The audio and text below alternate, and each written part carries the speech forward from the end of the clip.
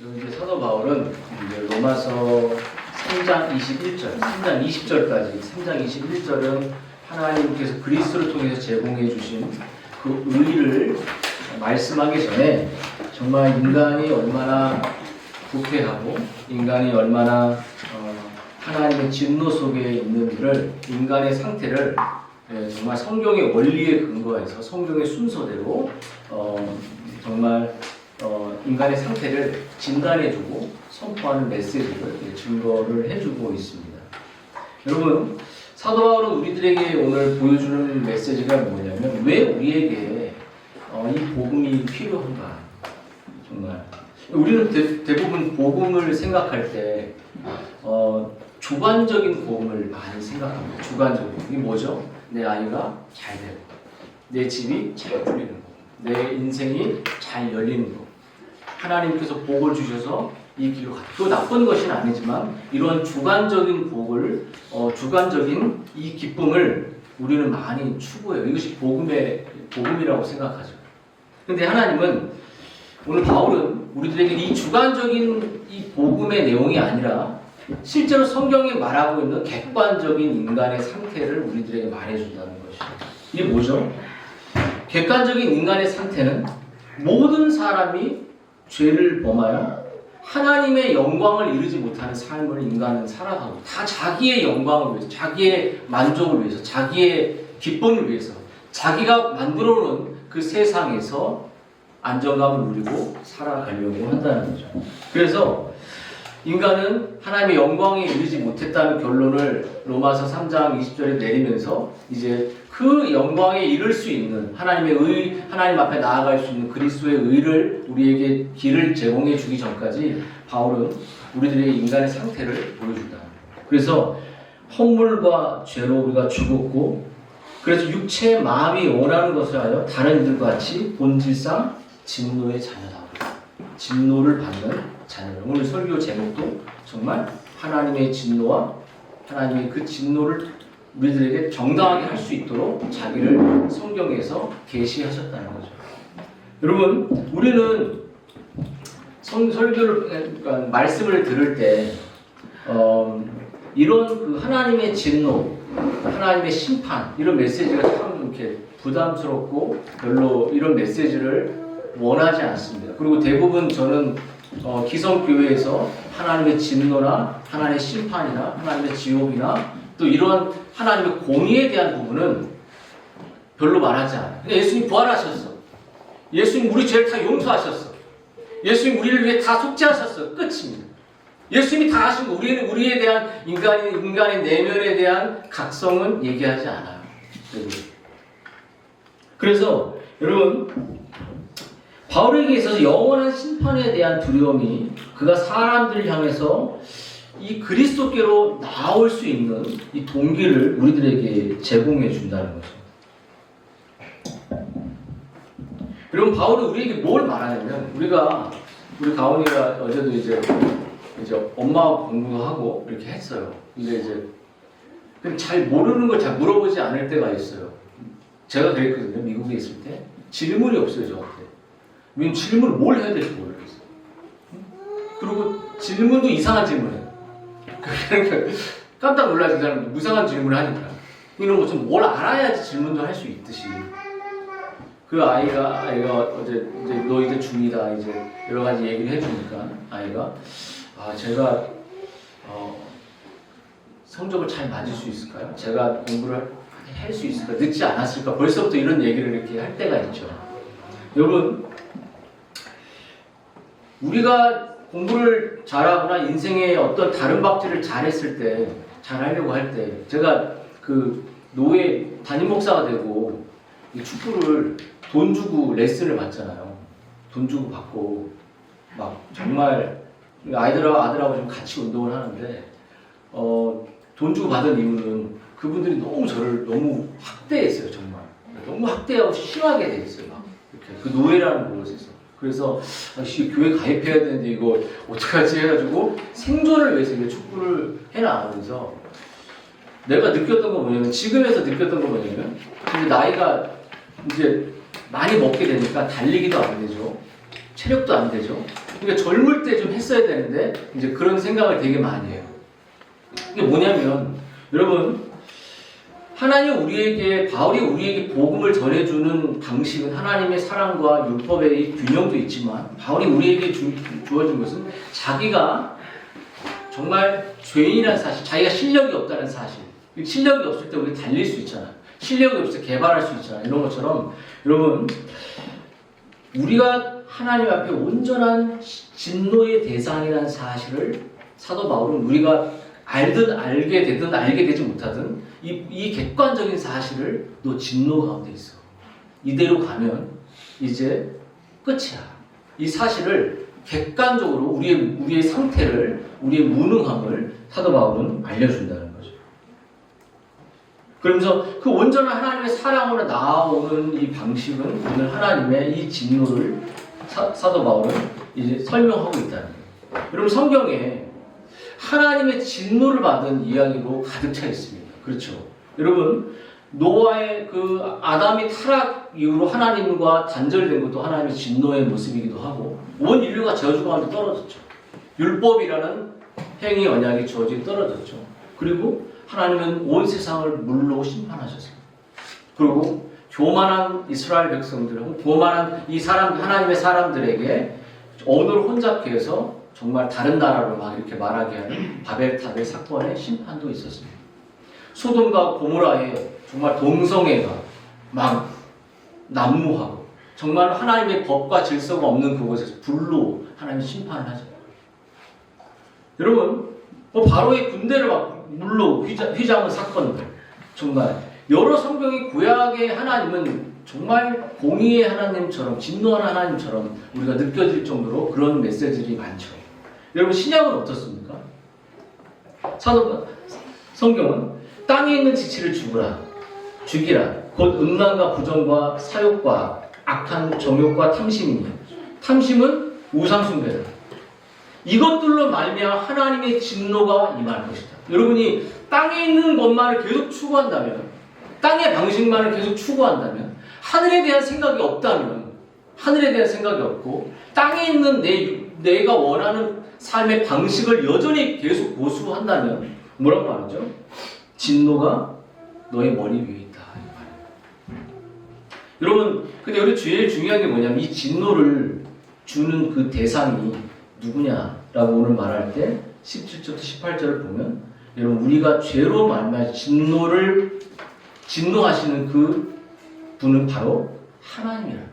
여러분 우리가 죄의 기준을 생각할 때 죄의 기준은 우리는 대부분 한국 교회는 대부분 죄를 하나의 도덕적으로 잘못했어 잘못하지 않았어의 기준으로 생각합니다. 그리고 그것을 하나님 잘못했어요 말하는 것으로 죄를 회개했다는 것으로 만들어요. 한국 교회의 교인들이 우리 많은 교인 제 모습도 그랬죠. 근데 우리의 죄의 기준 우리가 이 하나님의 심판을 받을 수밖에 없는 자기만의 세상 속에 살아가는 우상을 섬기는 우리들의 죄의 기준은 여러분 바로 그 하나님이 그 죄를 진노하시는 화의 기준은 바로 하나님에게 있다는 거예요. 여러분 사람이 화는 우리가 화낼 때 우리가 누군가 화낼 때 죄는 오염되어 있는 반면에 하나님의 진노는 완전히 의롭습니다. 우리는 내가 화낼 때 오염되어 있는 화를 내기 때문에 상처가 되고 또 그 화가 잘못될 수 있어요. 근데 하나님의 진노는 완전한 진노. 그 죄의 기준은 하나님의 기준에 있는 것이에요. 하나님은 절대로 평정심을 잃지 않습니다. 여러분 우리의 죄가 얼마나 큰지 토마스 와서 이렇게 말했어요. 하나님은 더없이 거룩하십니까? 그렇다면 죄가 하나님과 얼마나 다른지 보십시오. 죄는 그분과 전혀 다르고 그분과 완전히 상반되기 때문입니다. 여러분 이 말은 우리 하나님의 진노 가운데 있는 죄를 단지 부모에게 걸리지 않았다. 내가 오늘 성경 읽지 않았다 이 기준이 아니라 하나님의 기준에서 우리의 죄를 심판하고 진노하시는 분은 바로 하나님이라는 거죠. 그래서 여러분 오늘 바울은 우리에게 이 하나님의 진노의 메시지를 전하면서 우리들의 마음속에 어떤 마음을 우리가 어떻게 하게 보냐면 하나님 제가 하나님의 지금 진노에 받기에 합당한 사람. 주님 저의 이 죄를 용서해 주십시오. 라고 오늘 예수님처럼 건강한 자에게 의사가 쓸데없고 병든 자에게야 의사가 필요하다고 말하는 거죠. 이게 무슨 말이죠? 여러분에게 이 복음의 이 진노, 하나님의 진노와 죄의 기준을 말하면서 우리들에게 말하는 것은 네가 정말 그리스도가 필요하다. 네가 정말 하나님의 이 진노와 이 진노의 이 대가를 받을 수밖에 없는 자인데 이것을 피할 수 있도록 너는 그리스도가 필요하다. 그리스도를 찾아라. 그리스도를 의지하라라고 오늘 우리들에게 이 메시지를 증거하고 있는 거죠. 여러분 알코올 중독자가 알코올을 끊는 12단계의 단계가 있는데 그 첫 번째가 뭐냐면 공부도 운동도 똑같습니다. 모든 원리가 자신이 알코올에 대해 무기력하다. 자기가 이 술을 자기 힘으로 끊을 수 없다. 이 죄를 자기 힘으로 끊을 수 없다. 이게 무슨 말이죠? 여러분이 오늘 이 말씀을 대하면서 내가 하나님의 진노를 피할 길이 없다. 이 사실을 인식하는 거예요.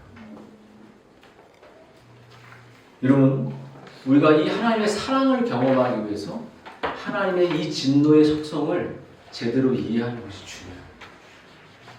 죄를 깊이 깨닫는 것. 이 죄의 하나님의 진노하심을 깊이 이해하는 것을 통해 하나님이 얼마나 무한히 나를 사랑하시는 것을 깨닫게 되는 거죠. 여러분 그렇다면 바울은 우리에게 왜 하나님이 우리를 진노하는 우리들의 삶의 특성의 모습은 뭘까? 그것을 이야기를 해요. 그럼 18절에 말하죠.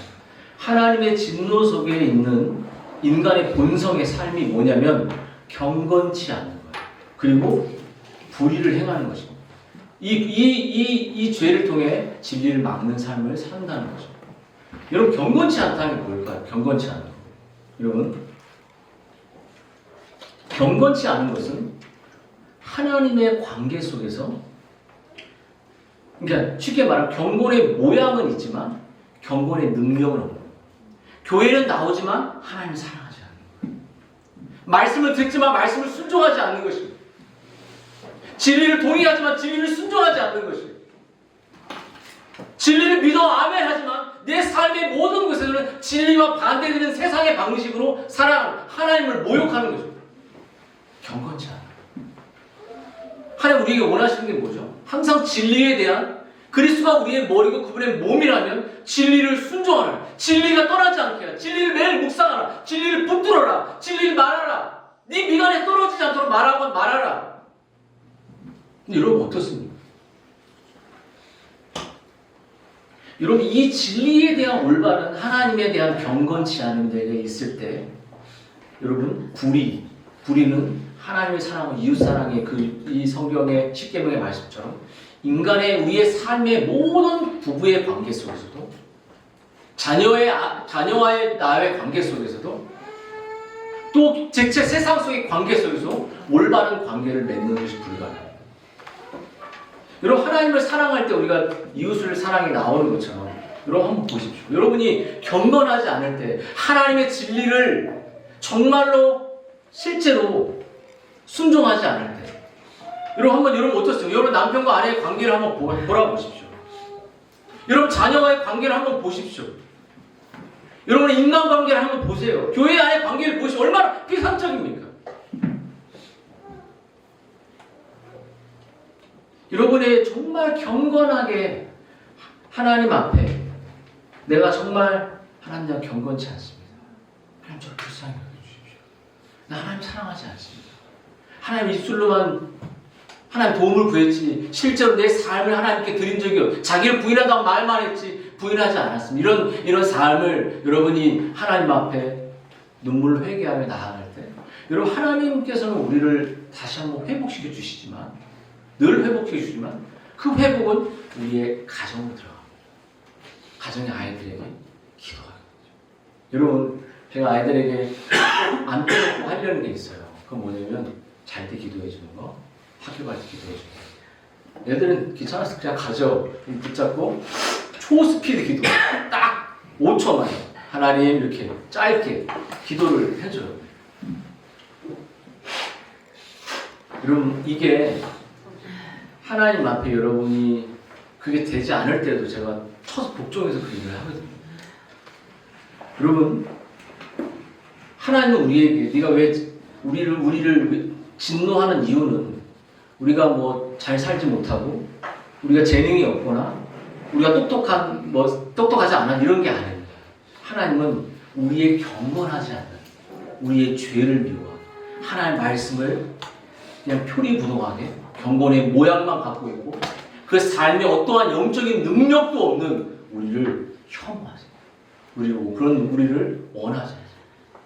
하나님이 이렇게 말씀하셨는데 순종하지 않는 교회에서만 이렇게 끄덕끄덕 하는 거예요.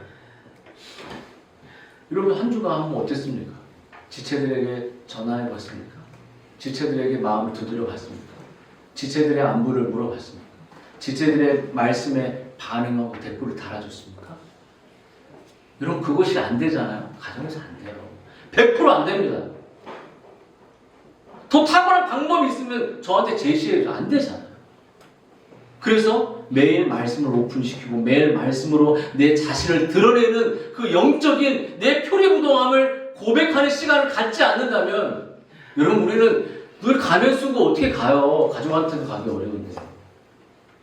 여러분 그래서 여러분 하나님은 정말 불경건은 더 쉽게 말해서 내 삶에 하나님을 제거하고 살아가고 싶은 삶의 태도입니다. 하나님 중심이 아니라 내 중심, 내 본성의 중심, 내가 살아왔던 삶의 방식으로 살아가려고 하는 거죠. 그리고 그것을 제가 말할 때 여러분이 부담스러워하는 것 자체, 그것이 죄예요.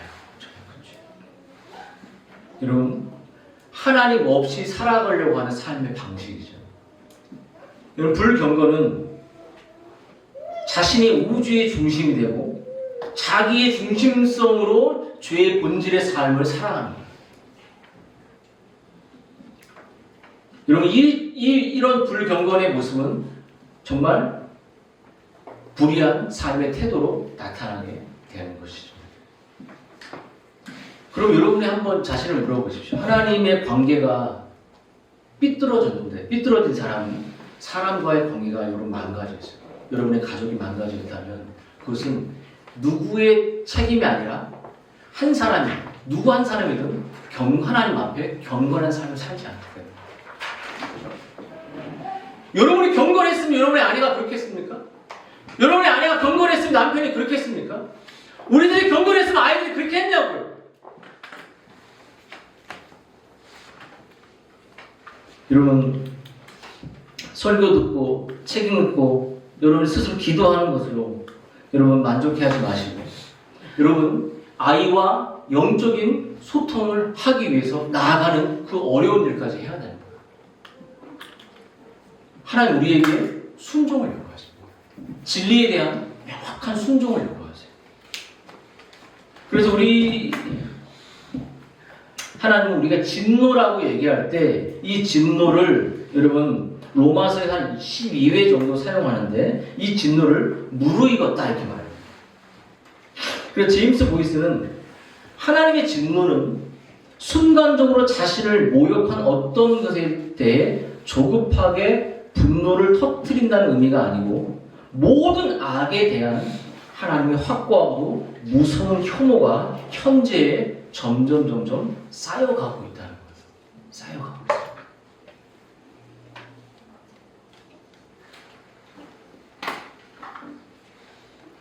여러분 하나님의 이 진노는 하나님이 사랑이시기 때문에 하나님이신 것처럼 하나님이 공의로우시기 때문에 또 하나님이신 거죠.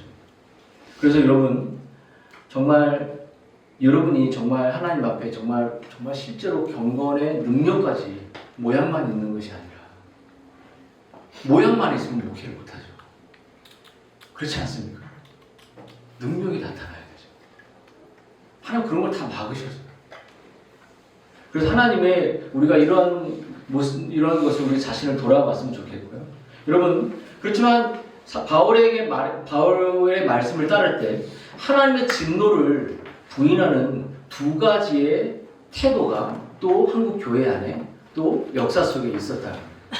여러분 그것은 첫 번째 하나님의 진노를 부인하는 형태는 조건적 불멸을 믿는 사람들의 모습입니다. 조건적 불멸이란 불신자는 죽으면 존재하길 그칠 뿐이고 불멸은 신자에게만 해당된다는 거죠. 또 한 가지 이 조건적 불멸론과 또 한 가지는 만인 구원론입니다. 하나님이 너무 사랑의 하나님이신데 모든 사람을 다 구원했다는 거죠. 여러분 만인 구원론은 하나님이 결국에 모든 사람을 구원한다. 근데 이 두 가지의 이 모습을 통해 한국 교회 안에 또 우리 본성 안에 네 가지의 모습의 형태로 나타나게 돼요. 첫 번째 뭐냐면 여러분 조건적 불멸과 만인 구원론 같은 개념은 육에 속한 사람들에게 크게 와닿는 거예요. 둘 다 하나님의 심판과 진노를 부정하는 거예요. 하나님이 진노하지 않는다는 거죠. 또 한 가지의 모습은 있습니다. 여러분 기독교의 자유주의의 물결이에요. 이 자유주의의 물결에 만연한 영향 속에서 한국 교회는 기독교 자유주의는 하나님의 사랑이 넘치기에 아무도 정죄하지 않는 분으로 보며 따라서 여러분 하나님은 분노하는 분이에요. 하나님은 우리를 정죄하는 분이 아니시다. 이렇게 하나님의 사랑만을 강조하게 됩니다. 여러분 이렇게 될 때 여러분 하나님의 진노를 부정하는 하나님의 진노에 대한 메시지가 하나님의 지옥에 대한 메시지가 하나님의 그 공의에 대한 메시지가 우리 안에 실제로 사라지게 될 때 교회 안에는 사이비적인 우리의 신앙이 그냥 정말 하나님 널 다 용서하셨어. 하나님 널 축복하시고 하나님 널 사랑하시고 하나님 God's love 이렇게 하나님 사랑이야. 이 메시지. 그리고 우리가 그 앞에서 죄를 회개하고 우리가 하나님의 진노를 받을 수밖에 없는 그 경건하지 않은 삶을 사는 것은 다 그리스도가 해버리신 거고 우리를 그 앞에 철저히 회개하는 것은 사라지게 만들고 자기 기분 좋게 만들고 여러분 그렇다면 여러분 이 또 한 가지는 하나님의 진노를 부정하게 되는 성경의 사도 바울이 말한 이 메시지나 한 영혼을 어둠에서 이 진노에서 건져내기 위한 이 죄와 지옥에서 구하게 그래서 하나님의 영화롭게 하는 이 구원의 메시지가 구원의 삶이 다 사라지게 돼요. 근데 여러분 교회사에 신실한 사람들은 하나님의 공의와 심판을 벌하시는 하나님의 진노를 믿었기 때문에 하나님의 공의를 믿었고 하나님의 주권을 믿었기 때문에 그는 더 선교에 나아가서 목숨을 걸었습니다. 존 녹스는 이렇게 말했어요. 이렇게 기도했습니다. 저에게 스코틀랜드를 주시거나 죽음을 주십시오. 이렇게 말했어요. 정말 그 마음속에 영원 구원의 마음이 가능한 거죠. 여러분 허슨 테일러는 수많은 미전도 중국이 하나님을 알지 못하는 그 중국인들의 운명을 생각하며 진심으로 기도했습니다. 중국을 위해서 뭐라도 하지 않으면 저는 더 이상 살 수 없을 것 같습니다. 여러분 어떠세요?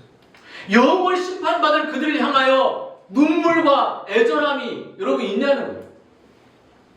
때가 되면 구원받고 때가 되면 변화되고 이런 것만 여러분 갖고 있는 그 다급함이 있냐는 거죠. 여러분 아이들을 생각할 때 아이들 마음속에 하나님 없는 핸드폰으로만 만약에 가득 차 있다면 우리가 할 수 있는 유일한 길은 하나님의 진노를 피해야 한다. 아빠가 해줄 수 있는 이 땅의 길은 네가 잘 되고 잘 먹는 건 네가 해야 될 최선 다해서 도와주겠지만 하나님의 심판을 피하라.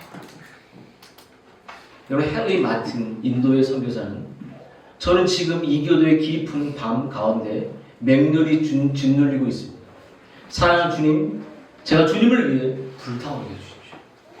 이 버마에 사역했던 유명한 선교사 아도니랑 저드스는 이렇게 말해요. 성경을 버마로 옮기며 길고 고된 세월을 보냈습니다. 그는 성경을 번역 때문에 감옥에 갇혔고 감옥에 있을 때 아내가 죽었습니다. 감옥에 풀려나와 심각한 질병에 감염되어 남은 기력마저 잃었습니다. 그런데 그는 이렇게 기도했습니다. 주님, 제 일을 마치게 해주십시오. 구원하는 말씀을 이 사람들이 손에 쥐어주실 때 있을 때까지 제 생명을 지켜달라고 기도했습니다. 하나님의 진노 속에 하나님의 영원한 지옥 속에 떨어진 그들을 향하여 그 공의를 알아야 되는 거죠. 여러분 제임스 찰머스는 남태평양 제도의 선교사로 간 사람인데요. 잃은 자를 향한 책임감이 아주 무겁게 느꼈기에 누군가가 그에게 관한 이렇게 썼습니다. 그는 그리스도를 섬기면서 역경과 주림과 파선과 격한 수고를 겪었으나 이 모두를 기쁨으로 맞았다. 그는 1000번 넘게 생명의 위험을 무릅써야 했으며 자신의 친구들, 그가 계몽하려고 했던 사람들에게 맞아 죽었고 목에 잘렸으며 먹혔다. 여러분, 로마서가 우리들에게 제공해주는, 바울이 우리에게 제공해주는 것은 하나님의 사랑과 하나님의 율법을 분리하는 게 아니라 로마서의 성경의 원리는 우리들에게 하나님의 그리스도의 의를 보여주기 전까지 인간의 부패와 인간이 위험하다. 너 지금 못하면 너 끝이야. 지금 이 빨간불 건너면 안 돼. 지금 너 변화되어야 돼. 지금 그리스도를 붙잡아야 돼. 이렇게 너무나도 간절하게 바울이 말한다는 거예요. 우리의 반역. 그래서 사도 바울은 이런 하나님의 이 진노가 왜 인간은 피할 수 없냐, 하나님의 진노가 왜 정당하냐라는 것을 자연 계시와 일반 계시를 통해 우리들에게 보여주는 것이에요. 여러분, 오늘 19절을 보면 하나님의 알만한 것이 그들 속에 있다 이렇게 나오잖아요. 그 신체의 모든 감각 속에도 있다는 거죠. 여러분,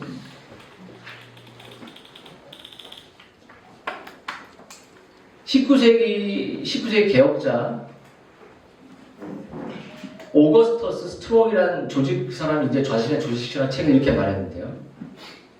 성경은 하나님이 존재하신다는 지식이 보편적이라고 상정하며 또 선언한다. 하나님이 이 근본 진리의 증거를 인간 본성에 새겨 놓으셨기에 하나님의 증인이 없는 곳은 없다.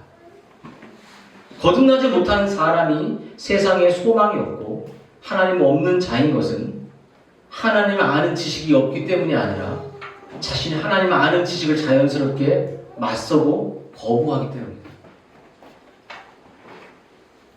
여러분, 하나님은 어디에도 계십니다. 근데 이것을 인간은 의도적으로 거부하고 대적하는 것이죠. 여러분, 또 한 명, 하나님이 정말 일반 계시로 모든 곳에 있다는 말을 초기 교회 교부 테르툴리아누스라는 사람이 이렇게 말했습니다. 창조자를 아는 지식이 모세의 책에서 시작되지 않았다고 했다. 비록 대다수 인류가 모세의 책은 고사하고 모세라는 이름조차 들어본 적 없는데도 모세의 하나님을 안다. 하나님이 그들에게 존재하시고 나타나신다는 거죠. 여러분, 헬렌 켈러, 우리가 잘 아는, 그는 아주 어릴 때 병을 알아서 볼 수도 들을 수도 말할 수도 없었죠. 근데 그 선생 앤 설리번은 지칠 줄 모르는 헌신적 노력으로 헬렌 켈러는 마침내 촉각을 통해 대화하는 법을 배우게 되죠. 그리고 설리번 선생님은 헬렌에게 이렇게 말해요. 헬렌 켈러는 이 하나님에 대해서 설리반이 이야기했을 때 이미 헬렌 켈러는 하나님을 알고 있었어요. 자기는 이미 선생님이 말한 하나님을 알고 있습니다. 이렇게 말했어요. 그는 보지 못했고 만질 수 없었고 들을 수 없었는데도 하나님을 안다고 했죠. 사랑하는 여러분, 이 하나님의 이 존재를, 하나님의 심판을, 하나님의 이 계시를 우리가 부인할 수 없는 이 자기 계시의 이 내용, 여러분, 찰스 하치가 이렇게 말해요. 하나님은 지금껏 증인이 없었던 적은 없었다. 그분의 존재와 완전함이 늘 분명히 드러났기 때문에 그분의 이성적 피조물들은 그분을 참되고 유일한 하나님을 인정하고 예배할 수밖에 없다. 여러분, 하나님의 이 자신의 존재의 계시가 어디에든 피조물 속에서 그 신성의 능력으로 우리들에게 밝히 보인다는 사실을 천재 물리학자이며 미 우주항공국 나사의 고다의 우주연구소 책임자였던 로버트 자스트로스 이런 사람이 이런 말을 했어요. 이제 완전히 우주 과학자죠. 이제 우리는 천문학적 증거를 세워 세계의 기원과 관련된 성경의 관점을 어떻게 뒷받침하는지 안다. 천문학은 설명과 창세기 기사는 본질적으로 같다. 문제는 얼마나 심각한지 생각해보라. 과학은 어느 순간 폭발로 우주가 생겨났다는 것을 증명했다. 과학은 어떤 원인에서 이러한 결과가 나왔는지 우주와 우리의 이 존재의 이유를 폭발로 말한다는 거죠. 누가 또 무엇이 진료와 에너지를 우주에 주입했는가? 그러나 과학은 이 질문에 답하지 못한다. 이성의 능력에 대한 믿음으로 살아가는 과학자에게 이 이야기는 악몽처럼 끝난다. 이 과학자는 자신의 이야기, 이 과학자는 무지의 산을 또 올랐다고 말해요. 가장 높은 봉우리 위에 정착할 그때 그가 마지막 바위에 기어오르자 수백 년 전부터 그곳에 있었던 한 무리의 신학자들이 그를 맞이한다. 이런 하나님이 존재하고 하나님이 계시고 하나님이 명백히 나타남에도 불구하고 인간은 끝없이 무지의 산을 올라간다는 거죠. 여러분, 존 칼빈은 창조의 세계가 하나님의 영광의 극장이라고 했습니다. 기독교 강요 1권 5장 8절에서 하나님의 영광의 극장이라는 표현을 합니다. 물론 그 일반의 자연 계시는 하나님의 구속주를 보여주지 못하지만 하나님의 신적인 능력과 그 특별 계시를 통해 구속주를 봐야 하지만 하나님의 존재와 하나님의 살아계심과 그 하나님을 목도할 수 있다고 말하죠. 근데 여러분, 인간들은 어떻죠? 여러분, 이렇게 하나님이 명백히 살아계심에도 불구하고 하나님이 이 자연을 통해서도 하나님이 모든 존재를 통해서도 자신의 계시를 완전히 드러냈음에도 불구하고 여러분, 우리는 어떻죠? 하나님의 이 계시에, 하나님의 진리에 순종하지 않습니다. 그리고 순종하지 않고 여러분, 진리를 막는 삶을 살아가고 있는 것이에요. 여러분, 많은 사람들이 왜 진화론을 받아들일까요? 왜 많은 사람들이 왜 이런 그 이성의 진리를 탐구합니까? 왜냐하면 창조에 대한 진리를 거부한 사람들이 선택할 수밖에 없는 것이 진보인 것이에요.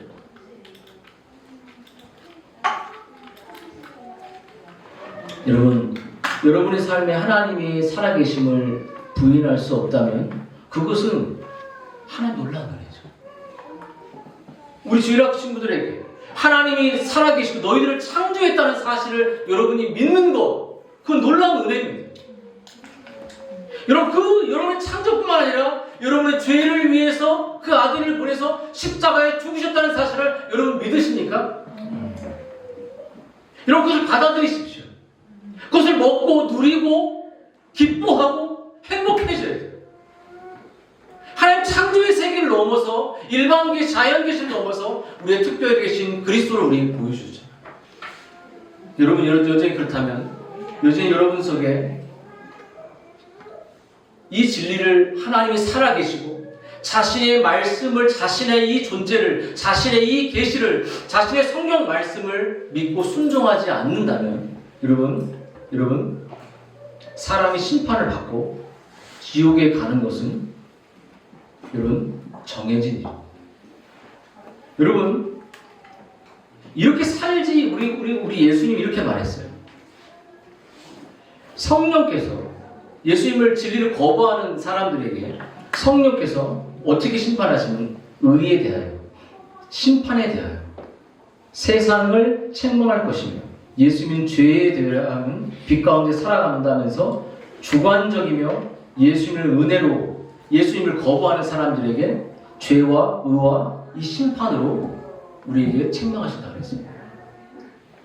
여러분, 죄에 대해서 우리를 책망하신다는 게 뭐냐면 성령께서 오늘도 진리를 통해 우리에게 책망하시는데 여러분, 죄의 용서가 없이는 우리 예수 그리스도께서 우리를 위해 죄를 용서하시는 특별한 계신 이 그리스도의 용서를 우리가 여러분 경험하지 못합니다. 내가 정말 영원히 하나님의 진노를 받을 수밖에 없는 더럽고 추한 죄인이라는 사실을 여러분이 하나님 앞에 회개한 적이 없다면 정말 내가 조금 그리스도가 아니고서는 하나님 앞에 나아갈 수 없는 죄인이라는 사실을 깨닫지 못한다면, 이 책망을 듣고 내가 회개한 기억이 없다면 여러분은 아직 그리스도인이라고 말할 수 없는 것이죠. 여러분 정말 그리스도인 맞습니까? 여러분 의에 대한 것이 뭐죠? 여러분이 쌓아놓은 의가 있습니다. 공부한 것도 있고 재능일 수도 있죠. 근데 그것이 더러운 누더기에 불과하다는 거죠.